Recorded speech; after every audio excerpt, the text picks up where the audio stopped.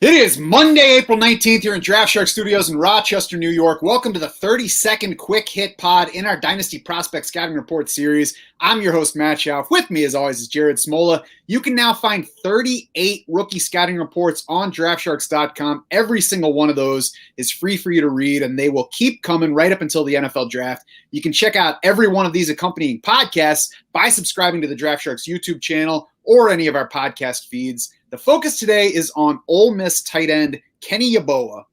He played football and basketball in high school in Pennsylvania. On the gridiron, Yeboah played receiver and cornerback, had a 1,160-yard, 14-touchdown receiving line as a receiver as a senior. Also had 5 interceptions as a cornerback on defense that year. He even served as the kicker and punter for that team in high school. Just a 2-star recruit, though, as a receiver heading into college. Chose Temple among just 2 scholarship offers. The only other one was Old Dominion at the FBS level, so not a high-level FBS offer for Yeboah.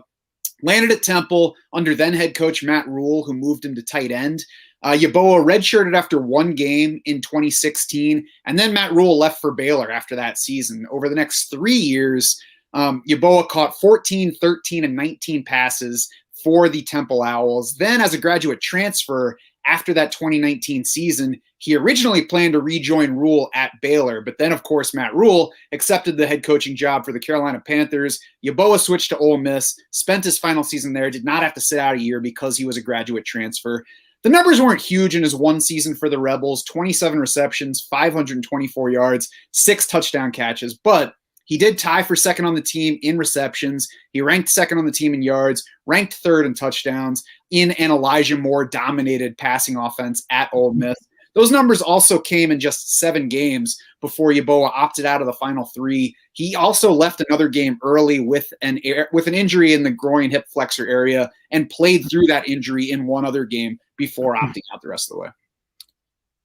So first of all, I've been singing Flintstones all morning because Yeboah makes me think of Yabba Dabba Doo for whatever reason. Yeah, I mean, concerning that Yeboah didn't, do much in the box score until he was a 5th-year senior.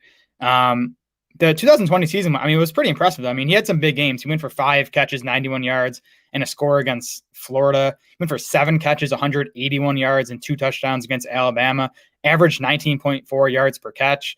His 2.25 yards per route run was 3rd best among all qualifying tight ends last year, that according to Pro Football Focus. But again, it came as an older 5th-year senior. The injuries you mentioned, I think, are a concern too. He had the 2020 groin hip flexor thing, 2019 hamstring injury, and then he hurt his hamstring at his pro day. And, we didn't get a 40 time on him because of that hamstring injury. So I think durability is a bit of a concern here too. I agree. So it's not setting up as an overly optimistic projection here, but let's check the tape to see what we get from here. Kevin has a full breakdown on the video side. I think there's solid athleticism to adjust for catches outside his frame. Yeboah shows there's smooth transition, I think, from catch to run, especially for a tight end. There's decent speed. He's not electric. I think you saw a couple of long balls against Alabama in that big game that you mentioned. There were also some touchdowns that were schemed to him. I saw at least 2 where he popped through on a run fake and just, got to the end zone before everybody else and had the ball lobbed over the line to him. He's active and willing as a blocker, but he's probably not ready to be force a meaningful level of blocking reps in the NFL. And then there's a problem with drops with Yeboah. Yeah, 13 drops on 87 career catchable targets, according to PFF, a 15% drop rate. I think for starters, there's not a lot of film on this guy we can look at. Again, he did very little, and even last year, he wasn't a big-time volume guy. Kevin pointed out in his article that Yeboah is the exact same height, weight, and has the exact same arm length as Eric Ebron's. That kind of gives you a feel for what he is size-wise. Played a little over 50% of his snaps last year. They're in the slot or out wide. So, Ole Miss was looking to get him the ball more in the passing game. I'm with you. I thought he was okay as a blocker. He wasn't a disaster, but he's definitely not a plus blocker at this point.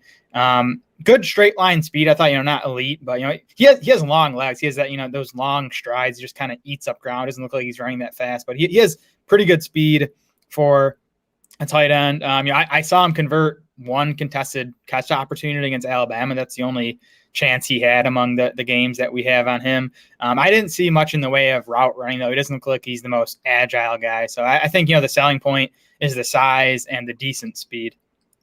Yeah, and that's the thing, is everything's all right, but nothing's awesome. And I think that's where the blocking is a little bit more of a concern, and where the drops are a little bit more of a concern. We've talked about it with some of the wideouts who have, drops questions. I think it's more worrisome with Yeboah because, he's not a spectacular blocker. He probably needs to get stronger, even though he's already 23 and was in college for 5 years. So how is he getting onto the field and then staying there if he's not a reliable receiver? I think you put that all together with multiple day 3 draft projections. For me, he just doesn't look all that intriguing as a dynasty rookie draft target. I mean, took a while to get going in college, as I mentioned. I think that it looks like the ceiling on him is probably like a solid to good number 2 tight end in the NFL, something like a Cameron Brate type role, which could be fine, but that's not a whole lot of upside for a fantasy outlook.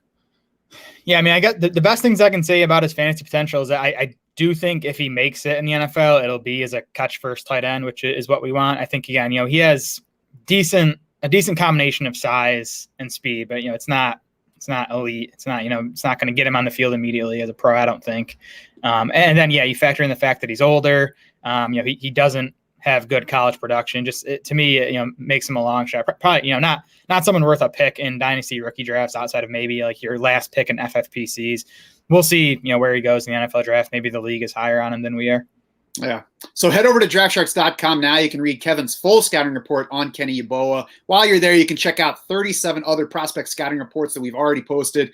Check back for more right up until the NFL draft. And we'll have our initial rookie rankings for DS Insiders that week of the draft. So be sure to look out for those. As I mentioned, the prospect scouting reports are all free to read. You're going to have to lock in your DS Insider access, though, to see the rookie rankings both before and after the NFL draft. You're going to need your insider access, too, to see our 2021 projections. Those are live. They're on the site, ready to help you draft in best ball leagues right now, where you should be getting your rookies before they land with NFL teams and start moving up in ADP. You can also find us on Twitter. We are at Draft Sharks. Jared is at SmolaDS. I am at SchaufDS. That's SCHAUF. For Jared Smola and the rest of the Draft Sharks crew, I'm Matt Schauf saying thanks so much for swimming with us.